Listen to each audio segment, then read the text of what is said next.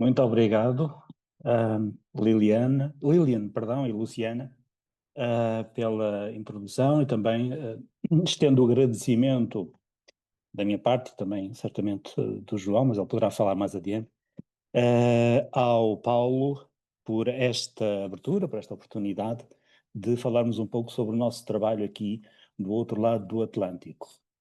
Boa tarde a todos.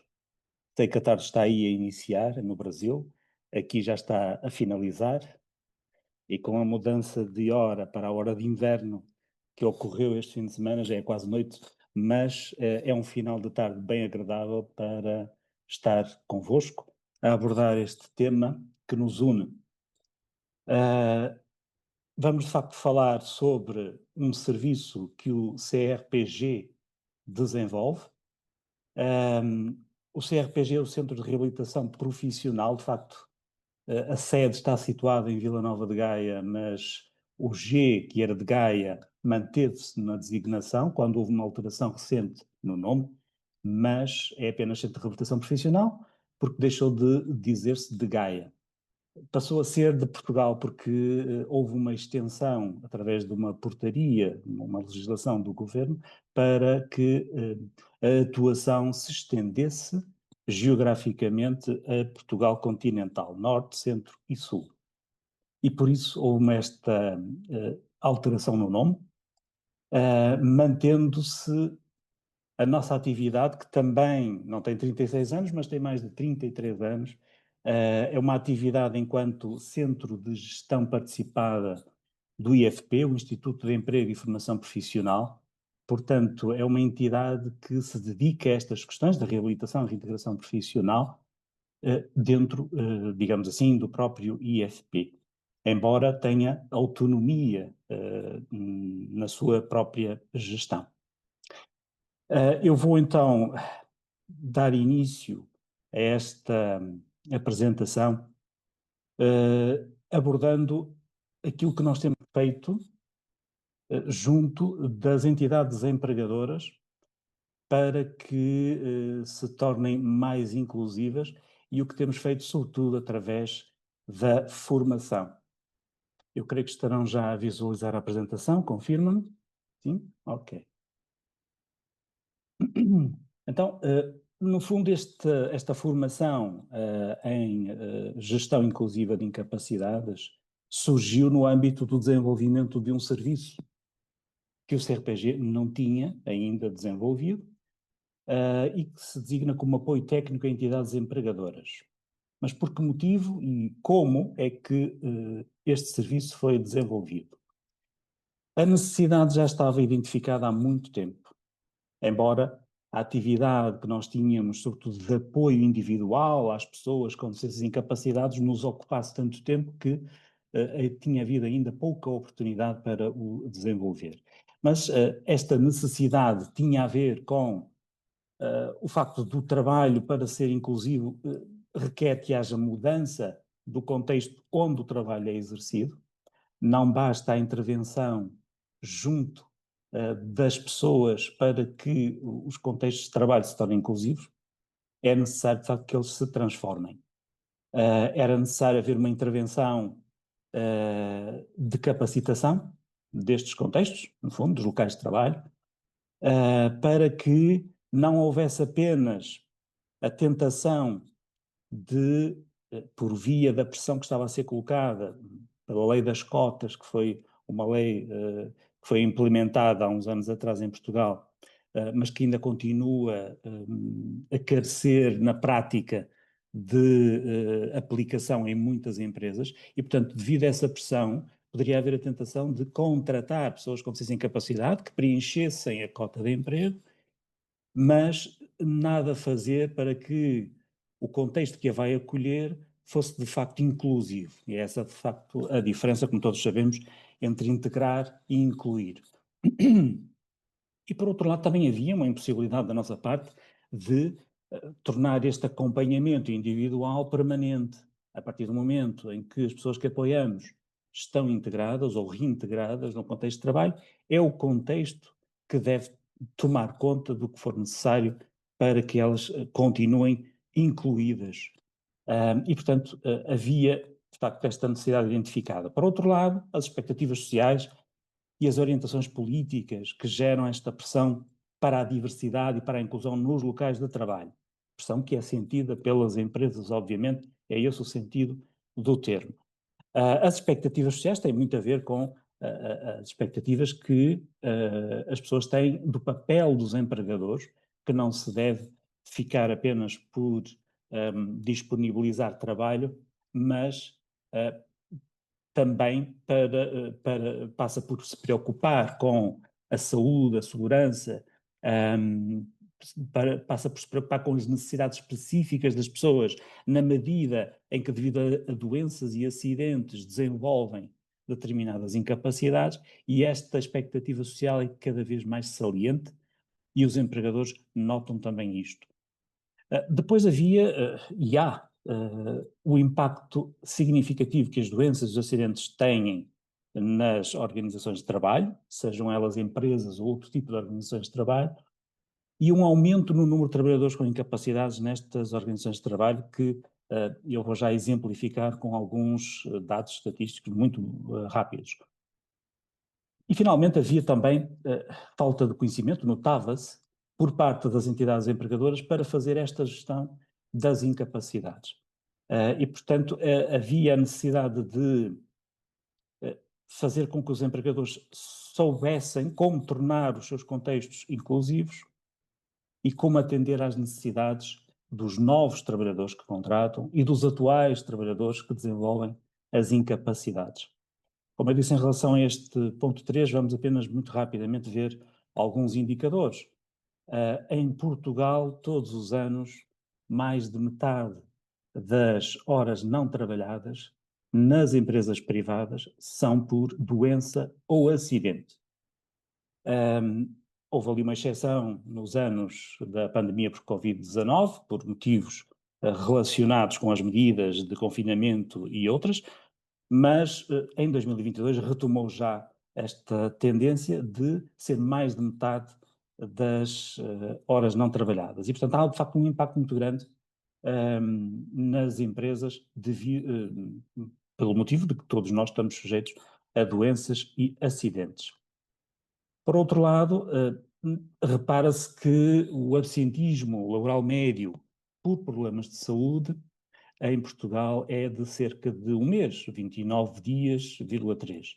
É um dado que é recolhido de 5 em 5 anos, ainda não está publicado 2024, mas temos este de 2019 como referência.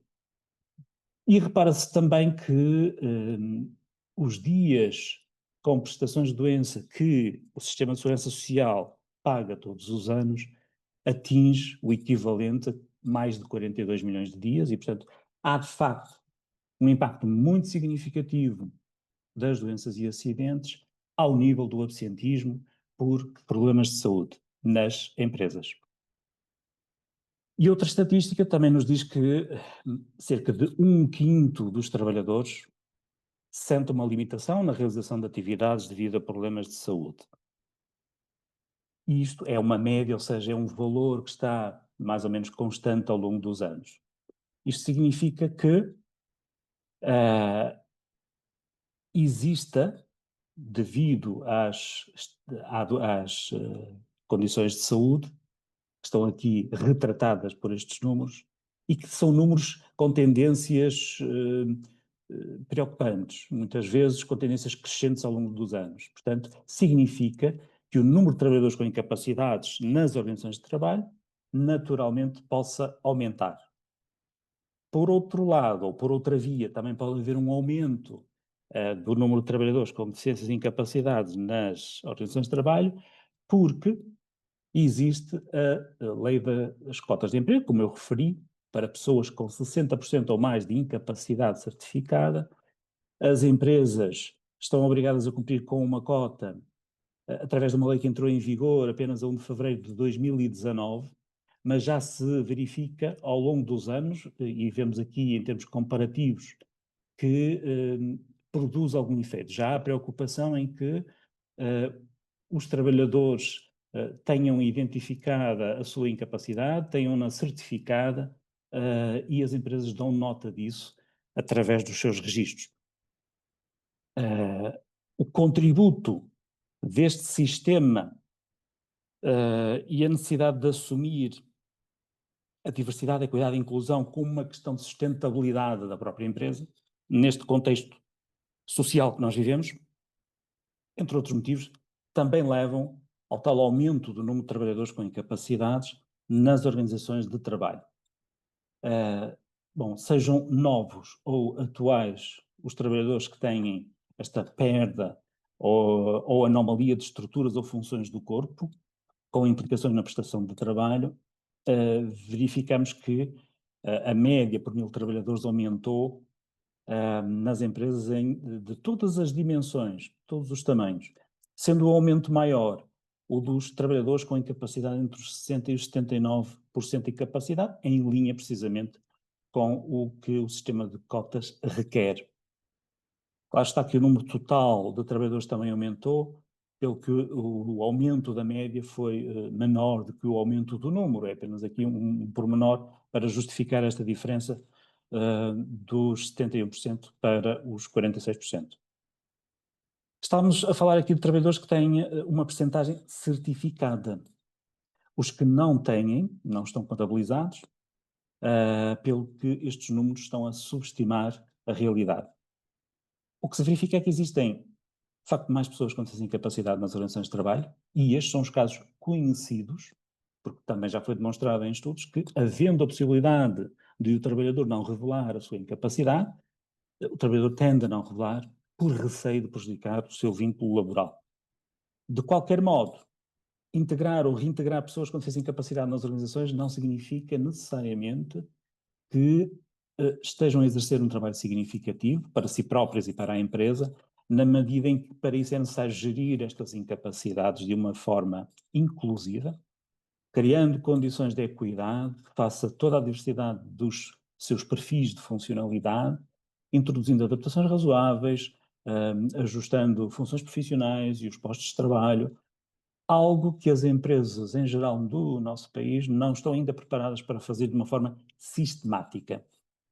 Algumas até ainda alimentam a crença e a expectativa de não terem de lidar com incapacidades ou de ser suficiente o cumprimento das obrigações legais que existem, o que não é de todo realista. Então a pergunta que se colocou foi como é que nós as podemos ajudar?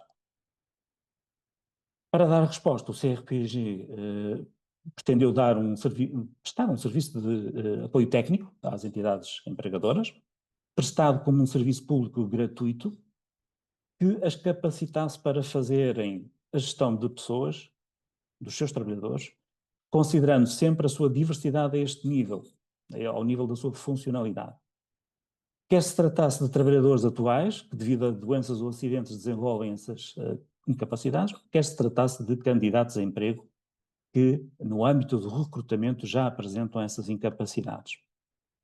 Gestão inclusiva de incapacidades, porque esta expressão? Porque as incapacidades podem ser geridas de outra forma, não inclusiva, apenas numa base administrativa, legal, de acordo com o que a legislação dispõe. E muitas empresas, de facto, ficam-se por aí. Mas dessa forma não se vão nunca destacar. Se querem se destacar, têm de fazer mais do que aquilo que está legislado. Para isso desenvolvemos um método e seguimos este método para desenvolver o serviço.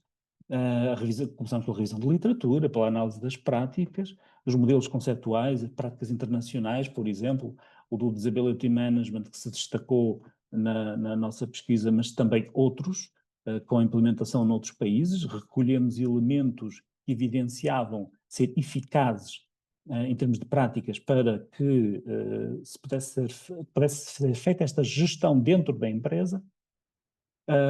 Analisamos a legislação portuguesa que fosse aplicável, analisamos o enquadramento do próprio CRPG no âmbito do IFP, o que é que podemos fazer, o que é que não podemos fazer, porque muito gostávamos de fazer até mais do que aquilo que é possível. E também pensamos nas necessidades, nas expectativas e disponibilidades que identificamos na experiência que já tínhamos, como eu disse, mais de 33 anos, de relacionamento com entidades empregadoras nacionais. E com base nisso, identificámos quais eram os temas-chave a abordar com as empresas e também tomamos algumas opções estratégicas para o formato da resposta ao nível desta concepção do serviço. Desenvolvemos, implementamos as ações, já vamos ver quais, e através de uma avaliação de resultados, fizemos também alguns ajustamentos à própria resposta que estávamos a dar ao serviço.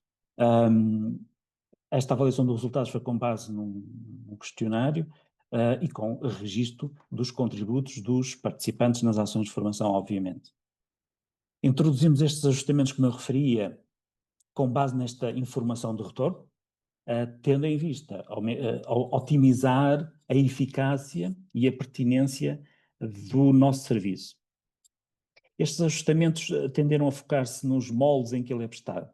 Ou seja, passamos, e vão ver através de alguns exemplos, como é que de ano para ano nós ajustamos, por exemplo, o tipo de ações que desenvolvíamos. Atualmente estamos muito centrados em ações à medida, ou seja, para uma só empresa, que reúne profissionais de diferentes áreas no sentido de se capacitarem em conjunto para desenvolverem mecanismos internos de gestão inclusiva das incapacidades.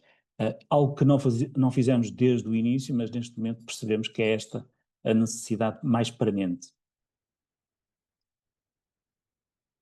E então, da revisão da literatura e da análise destas práticas nacionais e internacionais, destacou-se um modelo que já está bem consolidado em alguns países, como sabem, o Disability Management, mas também, como eu disse, recolhemos elementos de outros modelos.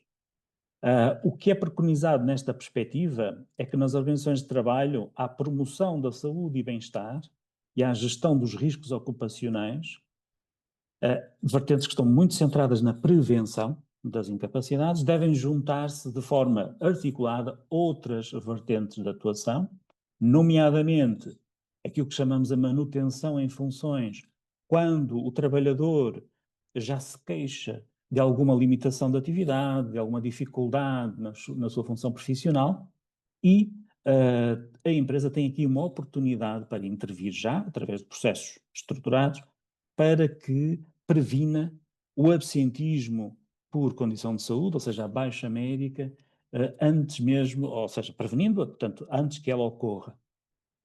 O acompanhamento do absentismo por condição de saúde é uma forma de monitorização que nós aconselhamos às empresas para identificarem os casos de absentismo regular, recorrente, temporário, em que pode ser identificado se existem condições ou fatores do trabalho que estão a causar ou a agravar essa incapacidade e, portanto, a empresa tem aqui novamente uma oportunidade para intervir e prevenir que este absentismo temporário se torne num absentismo prolongado devido à condição de saúde.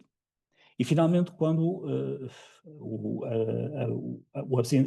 a ausência é prolongada, ou prevê-se que seja prolongada, essencialmente mais de 6 meses, a empresa tem uma oportunidade para promover ativamente o retorno ao trabalho, o mais célere possível, sempre em condições de saúde e segurança, obviamente, mas de forma a prevenir que este absentismo prolongado se transforme em perda do trabalhador e, na perspectiva do trabalhador, abandono do seu trabalho. Ou seja, são momentos de intervenção ao longo de um percurso que é um percurso de saída do trabalhador da empresa, como todos sabemos, que começa com uma dificuldade na realização de uma tarefa, das suas responsabilidades, e termina com a saída do trabalhador. Abrange-se assim todo o ciclo da gestão, porque também incluímos aqui uma vertente relativa ao recrutamento. Como é que o recrutamento da empresa pode se tornar inclusivo? Sem necessidade de criar uma via diferenciada, porque aí também a via diferenciada não será inclusiva, obviamente. Será uma forma discriminada de recrutar pessoas. Como é que o seu processo de recrutamento se pode tornar inclusivo no sentido de, para a mesma vaga de emprego, conseguir obter candidatos com talento, independentemente de terem ou não deficiências ou incapacidades. Isto tudo pensando também que é necessário criar uma cultura organizacional inclusiva em todos os trabalhadores. Não bastará implementar processos relativos a cada uma destas vertentes se os trabalhadores mantiverem os seus estereótipos, os seus preconceitos relativamente a pessoas com deficiências e incapacidades. E, portanto, esta cultura tem de ser trabalhada ao nível de toda a organização. Depois, identificamos que em todas estas vertentes existem ações comuns. É preciso que as empresas olhem para as suas condições de acessibilidade, que as otimizem, e por vezes é necessário fazer uma análise de acessibilidades, com ou sem apoio de entidades externas. Nós fazemos esse apoio, e o João vai falar um pouco sobre isso mais adiante.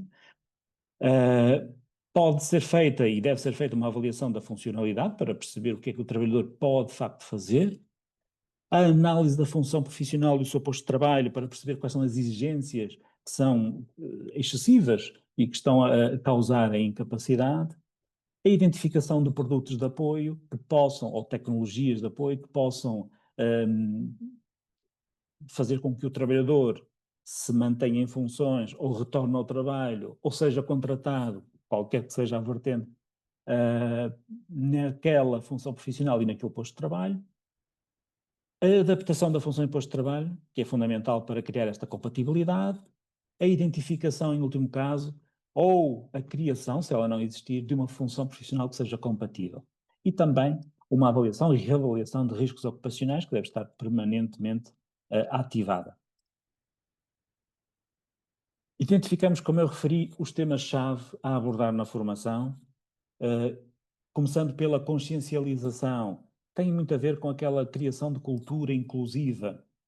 E para isso, nós abordamos nas empresas a diferença entre deficiências e incapacidades, nomeadamente, naturalmente, as definições da própria Organização Mundial de Saúde, a diferença entre barreira e facilitador, que estatísticas de impacto é que existem para perceberem que as deficiências e incapacidades já estão presentes na sua organização de trabalho, qual é o valor da gestão inclusiva para as empresas.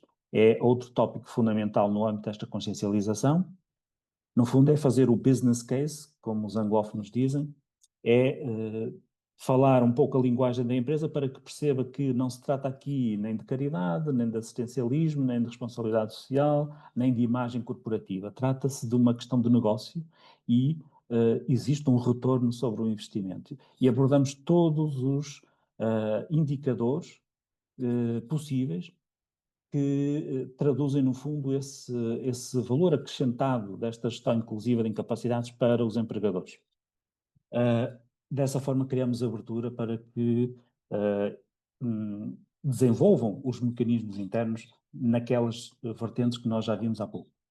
Abordamos qual é o quadro legal em Portugal que se aplica neste domínio, nomeadamente que práticas são discriminatórias, que direitos, deveres, condições de trabalho que estão estipuladas, o que é que está estipulado relativamente ao trabalho a tempo parcial, trabalho suplementar, ao horário de trabalho, às faltas, às cotas de emprego, enfim, o que na legislação em síntese neste momento enquadra o mundo do trabalho em relação às pessoas com deficiência e incapacidade. E também abordamos a questão dos acidentes de trabalho desses profissionais, porque é uma questão muito específica, com uma legislação própria, muito bem desenvolvida neste caso, e relembramos quais são as responsabilidades do empregador, quais são os direitos do trabalhador e qual é o papel que está legislado para a reabilitação, reintegração profissional. Depois, também abordamos a questão do recrutamento inclusivo, como veem aqui, em todas as fases do recrutamento, desde a preparação, o recrutamento, a seleção, a fase de acolhimento e até posteriormente à fase de acolhimento, a fase de acompanhamento e de promoção da progressão profissional. O que é que podem implementar em cada uma destas fases para que sejam de facto inclusivos? E depois, ao nível do retorno, do acompanhamento do absentismo e da manutenção em funções, que eu já descrevi há pouco através daquela imagem, abordamos em cada uma destas vertentes qual é a situação típica em que se aplica, quais são os objetivos e quais são as práticas de referência, por exemplo, ao nível do retorno, de que forma é que pode ser estabelecido contacto com o trabalhador ausente, de que forma é que deve ser planeado o retorno, de que forma é que deve ser implementado e acompanhado este retorno ao trabalho. E depois abordamos aquelas que são as etapas estratégicas aconselhadas pelos modelos internacionais para implementar na organização a gestão inclusiva de incapacidades. Desde o assumir do compromisso, pela gestão de topo, passando pela designação de responsáveis, pelo aferir da situação atual da empresa, pelo estabelecimento da estratégia, a implementação dos procedimentos que desenvolveu e a monitorização destes procedimentos e o refinar deste mecanismo todo e, finalmente, o papel que a comunicação tem dentro da empresa e para fora da empresa. O público-alvo tem sido o dos profissionais ligados à gestão, profissionais ligados à área dos recursos humanos, da saúde e segurança no trabalho e também aos trabalhadores em geral. Temos desenvolvido modalidades interempresas, ou seja, na mesma ação estão profissionais de diferentes empresas, sobretudo ações à distância, porque permite, em termos geográficos, um alcance obviamente maior, mas também tem as suas limitações, obviamente, e modalidades intraempresas, como eu referi, as ações à medida, para que aquela empresa tenha, de facto, ali um reforço das suas práticas inclusivas. Como podem verificar, ao longo dos anos fomos alterando este modelo de entrega. Nós iniciamos muito concentrados na lei das cotas, porque era essa a preocupação das empresas. Algumas ainda continuam a ser, mas há 2 anos atrás era sobretudo essa a preocupação, então iniciamos por aí. Mas progressivamente temos descentrado a atenção da questão das cotas para centrar a atenção neste modelo global e integrado de gestão das incapacidades, com todas estas vertentes, como podem verificar aqui. E começamos então a fazer essa descentração já em 2024, desenvolvendo um ciclo de formação que aborda todos os temas e também formações à medida que aborda todos os temas-chave.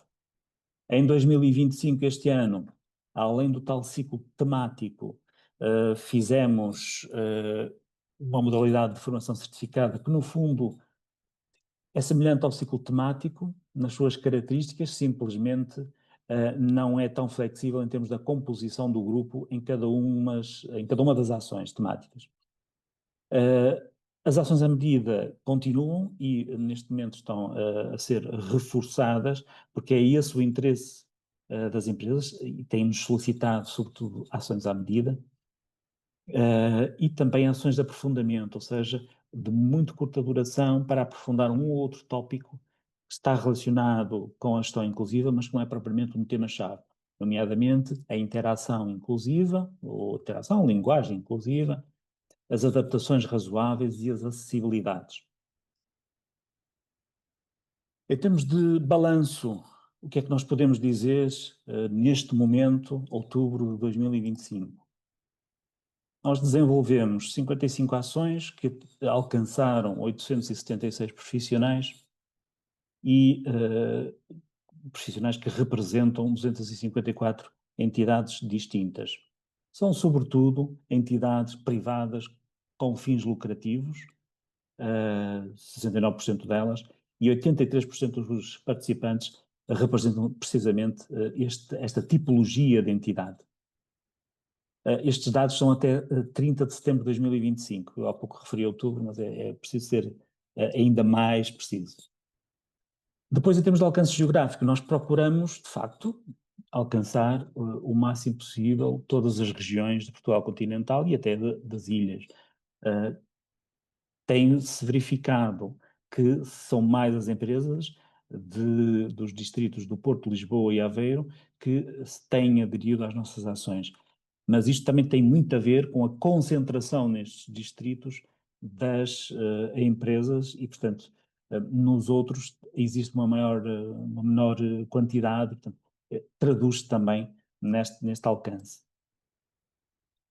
Através do questionário, como eu referia, que é muito breve, de autopreenchimento, anónimo, que é disponibilizado no final de cada ação, presencialmente nós disponibilizamos num suporte físico, em papel, à distância, através de um link no chat da videoconferência para um formulário online, onde preenchem exatamente o mesmo questionário, e em termos de impacto imediato, verificamos que 99% dos respondentes considera que aumentou o seu conhecimento nos temas abordados, 98% indica que aumentou a sua motivação para implementar e aperfeiçoar estas práticas na sua entidade, e em termos de apreciação global, 98% consideram a ação como boa ou muito boa, são as opções mais elevadas de uma escala de 5, e 99% reconhecem a sua relevância ao indicar que recomendariam a ação a outras entidades empregadoras.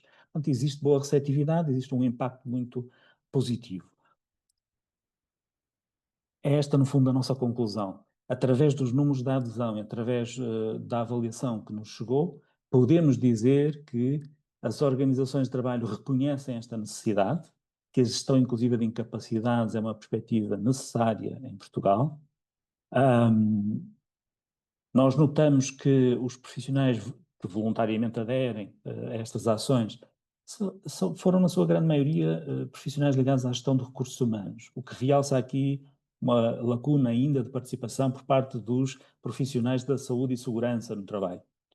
Isto tem impacto na articulação que é necessária para as organizações conseguirem, de facto, ser inclusivas. Desconhecemos o motivo, porventura, a preocupação de muitas empresas ainda é, neste momento, a cota de empregos, estão muito centradas ainda na questão do recrutamento. Porventura, a legislação que existe e que regula a saúde e segurança no trabalho separa um pouco as áreas dentro da empresa e faz com que não se juntem, não se coordenem quando deveria ser necessário em todas aquelas vertentes da gestão inclusiva de incapacidades.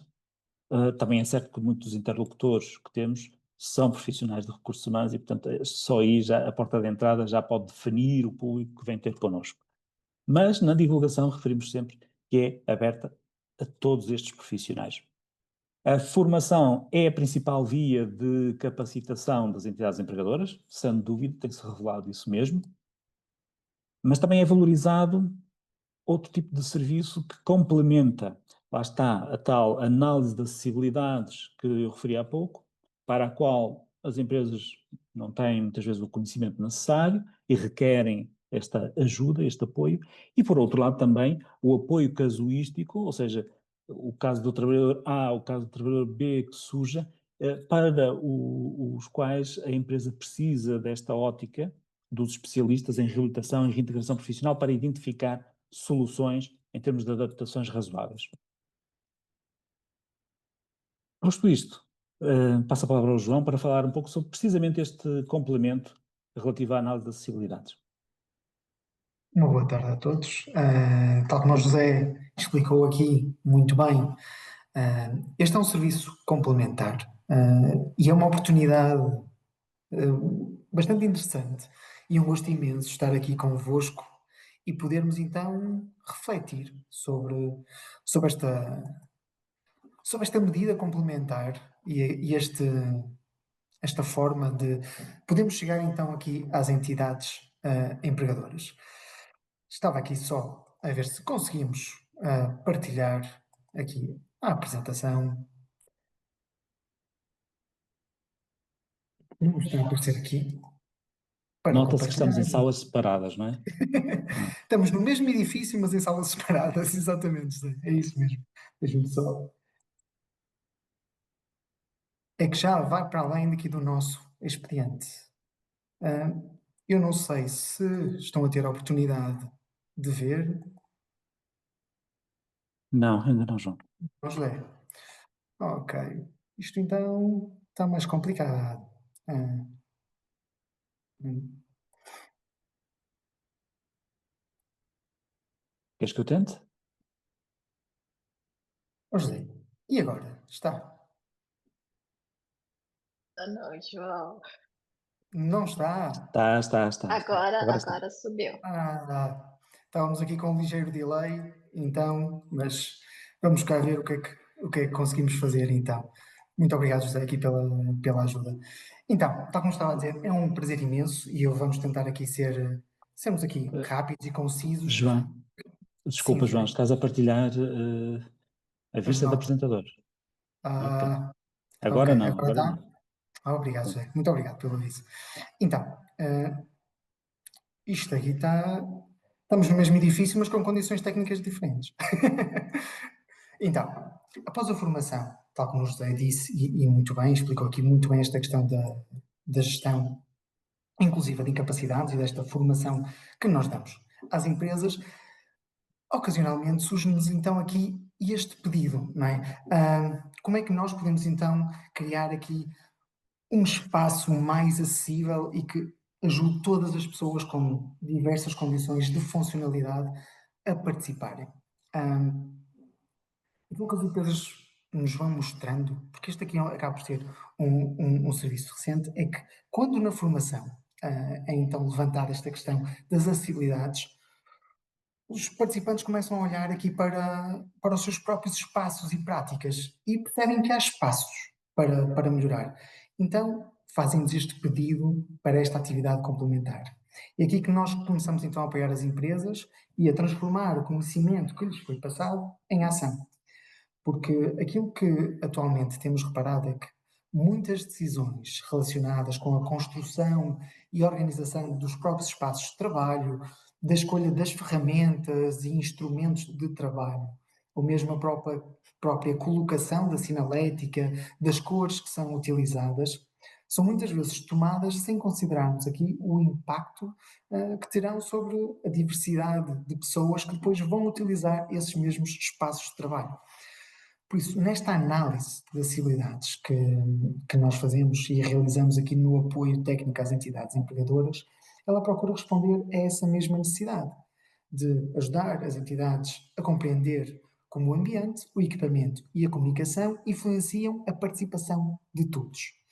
E importa refletir aqui num ponto importante, que nós aqui não nos focamos apenas nos degraus, nas rampas ou mesmo nas escadas, não é? No CRPG nós não trabalhamos para um único tipo de incapacidade, seja ele motor, visual, auditivo ou mesmo cognitivo. Nós trabalhamos com todas as deficiências e incapacidades. Ah, por isso, temos que nos ajustar a esta diversidade de perfis de funcionalidade e chamar a atenção das empresas que, quando pensamos nesta análise de acessibilidade, estamos a pensar num conjunto imenso de propostas que temos que apresentar e ajudando todas as pessoas com esta diversidade de perfil de funcionalidade. Por isso, quando se verifica aqui este comprometimento por falta de acessibilidade, estamos perante uma exclusão que nem sempre é visível. Mas os efeitos acabam por ser efetivamente reais, não é? Temos perda de talento, dificuldades na retenção desse mesmo talento e na retenção das pessoas e, por conseguinte, uma menor diversidade. Por isso, ignorar a acessibilidade não é algo neutro, é uma forma de exclusão que nós devemos estar atentos e ajudar as empresas a eliminarem. Esta análise que nós fazemos, então, permite-nos observar aqui quais os obstáculos reais em contexto real, com um olhar técnico e especializado, onde temos a distância, não é? Normalmente estou presente eu e José e avaliamos com a distância de quem não utiliza aquele espaço todos os dias e que tem um olhar novo e consegue efetivamente ajudar então a entidade empregadora a encontrar soluções que respondam às necessidades de todos e acabem por sustentar também aqui uma cultura inclusiva, verdadeiramente inclusiva. Então, só refletindo aqui nesta definição de acessibilidade, para entendermos a sua abrangência geral, pois podemos descrever as acessibilidades como uma característica do próprio ambiente, do equipamento, de um produto ou mesmo de um serviço que permita uma pessoa relacionar-se com ele de forma segura e amigável. E é para estas dimensões que nós acabamos por olhar, do ponto de vista dos trabalhadores, das pessoas que usam os espaços, visitantes, fornecedores, e garantindo que estes espaços e a forma como as pessoas o acedem é de uma forma universal, que que promovam uma integração e uma interação fluida e segura, pensada desde a origem. Quando nós fazemos esta análise de acessibilidades, e ainda hoje tivemos então esta oportunidade de fazer esta análise, quando nós contactamos aqui a pessoa, e a entidade empregadora e a pessoa que estava connosco, nós dizemos, ok, então indique-nos o caminho, desde o lugar que a pessoa chega até ao final. Desde o percurso, desde onde a pessoa estaciona o carro até ao seu posto de trabalho. E fazemos desde o início esta avaliação até ao final, digamos assim. E devemos pensar que isto não é um favor que nós fazemos, é uma responsabilidade legal das entidades empregadoras, é uma responsabilidade técnica e ética de todos aqui, de todos os intervenientes.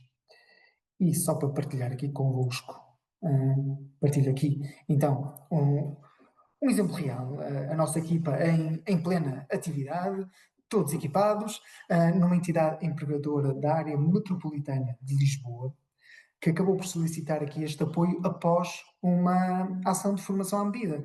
Nós fizemos a ação de formação à medida a esta entidade empregadora e eles acabaram então por solicitar que nós fizéssemos a avaliação neste local lindíssimo, com o Rio Tejo por trás e a cidade de Lisboa atrás, mas fizemos também nas instalações da sede e mais em 2 unidades de produção aqui adicionais.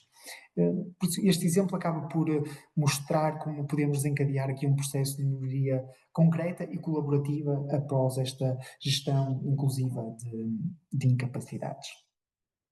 Claro que em Portugal nós temos a legislação em vigor e temos um decreto-lei muito específico para as licenças de utilização depois de 2007, na adoção das normas técnicas de acessibilidade. Mas há muitas entidades empregadoras anteriores a essa data, com edifícios já antigos, por isso há muitos espaços que não estão ainda acessíveis. Há muitos instrumentos de trabalho que não estão acessíveis a todas as pessoas. Por isso aquilo que nós costumamos chamar a atenção das entidades é que estas normas não são um luxo nem uma exigência extraordinária. São uma salvaguarda mínima de justiça e de funcionalidade para os trabalhadores. Por isso, apesar de existirem estas normas, e tal como o José disse há pouco, e é mesmo muito importante, nós propomos sempre que as empresas se destaquem, que vão mais além. Por exemplo, em Portugal, as portas na legislação podem ter apenas 77 centímetros de largura, mas isso não corresponde à necessidade da grande maioria das pessoas. Precisamos de portas maiores que sejam passíveis de, então, servirem todas as pessoas e todas as cadeiras, que são mais largas, fornecedores, carrinhos maiores, etc, etc, etc. Por isso, é nesta base que as empresas nos procuram, também num sinal claro aqui de maturidade organizacional, não é? Pela capacidade de antecipar barreiras antes que surjam situações de incapacidade e depois os trabalhadores não tenham forma de fazer um retorno ao trabalho. Também pela integração de medidas de acessibilidade nas suas políticas, na comunicação interna, seja até na própria formação e na avaliação de desempenho. E procuramos sempre um envolvimento direto da entidade empregadora, de vários responsáveis, sejam eles recursos humanos, das próprias chefias diretas, ou dos técnicos de segurança e saúde no trabalho, e porque quanto mais colaborativo e quanto maior co-construção houver, certamente tornará então a entidade mais acessível. Procuramos então realizar uma avaliação destas acessibilidades, procurando aqui um foco duplo. Por um lado, diagnosticar os obstáculos reais que existem, compreendendo o espaço e os instrumentos e as práticas que podem então limitar a participação. Por outro lado, encontrar soluções execuíveis e ajustadas à realidade de cada entidade. E estas soluções às vezes podem ser tão simples como garantir os lugares de estacionamento acessíveis e próximos também dele, de percursos acessíveis, assegurar que os documentos essenciais podem ser lidos por tecnologias de apoio e tecnologias assistivas, e permitido que todos tenham acesso então à informação que é importante para desempenhar as suas tarefas. Não se trata então de corrigir problemas, mas de criar oportunidades para que todos possam trabalhar, aprender e comunicar em igualdade então de condições.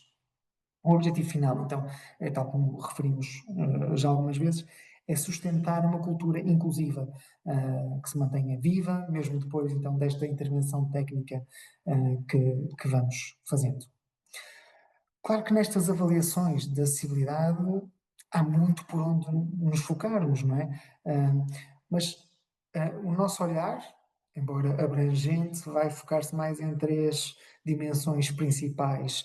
Na dimensão arquitetónica, que analisa então o espaço físico e a inexistência de barreiras ambientais, seja no interior, nos acessos ou mesmo nos meios de transporte até à entidade empregadora. A dimensão instrumental, que avalia as ferramentas, as máquinas, o software e equipamentos utilizados aqui no desempenho profissional, e também na dimensão comunicacional, seja nos diferentes tipos de comunicação, verbal, de escrita, digital, visual ou mesmo gestual. Por exemplo, nas nossas formações de gestão inclusiva, uma dimensão que nós vamos trabalhando é nesta questão do recrutamento inclusivo, criando e chamando a atenção que o próprio website, os formulários de preenchimento, a forma como o candidato se pode então candidatar a uma vaga de trabalho, e ele também tem que ser acessível. E chamamos a atenção das entidades empregadoras mesmo para essa situação e para garantir que cumprem os requisitos europeus para a acessibilidade digital.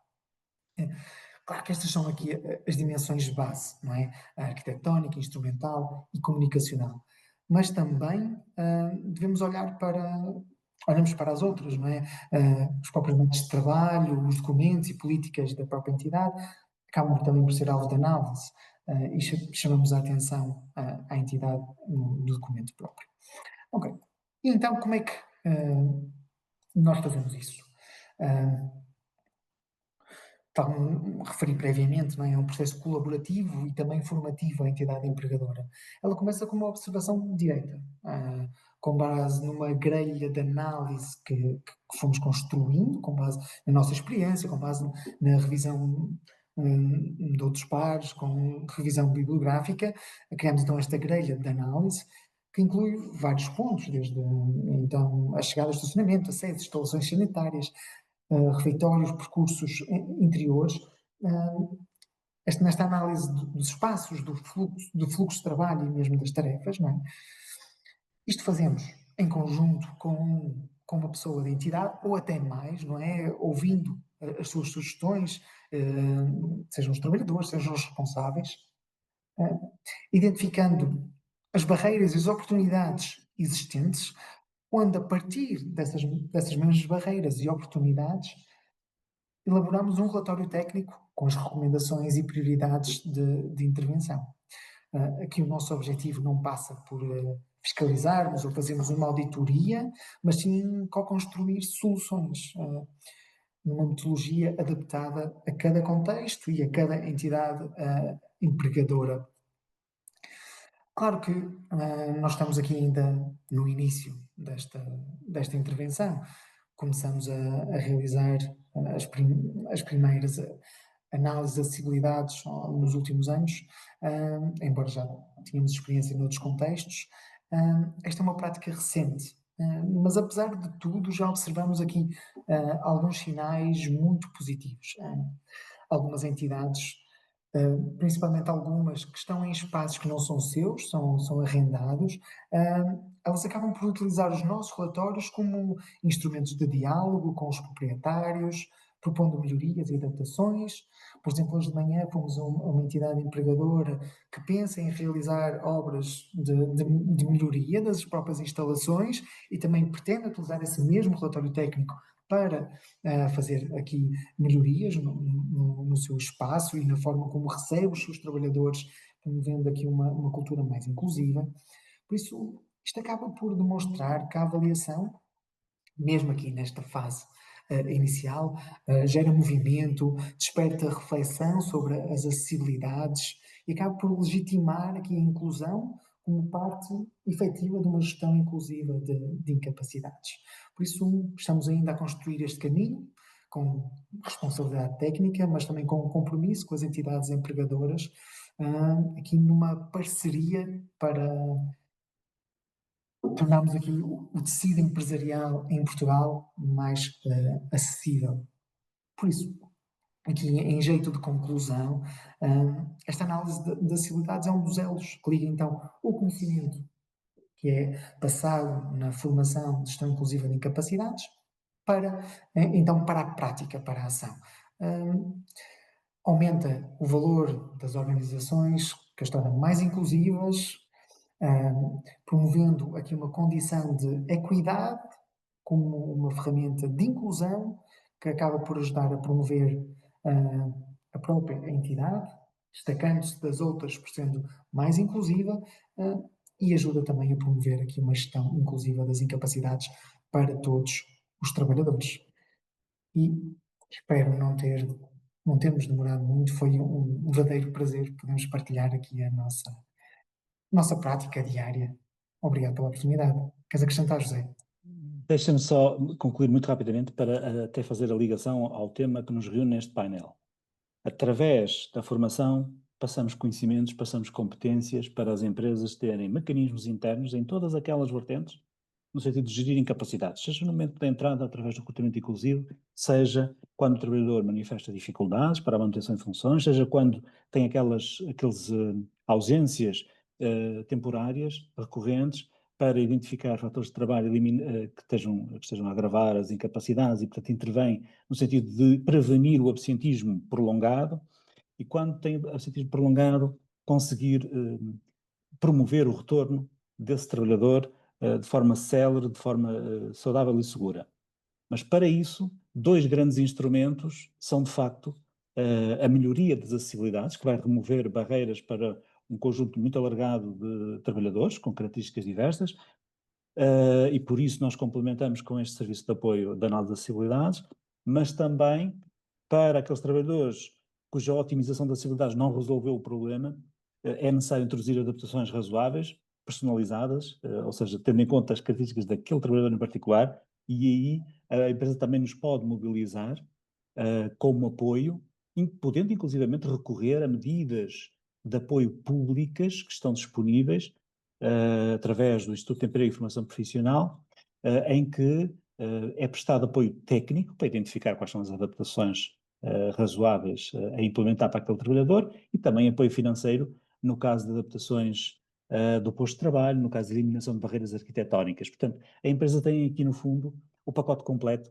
para conseguir não só acolher a pessoa que tem esta diversidade, mas também prevenir o afastamento do trabalhador que tem esta incapacidade, seja um afastamento de curta duração, seja um afastamento prolongado.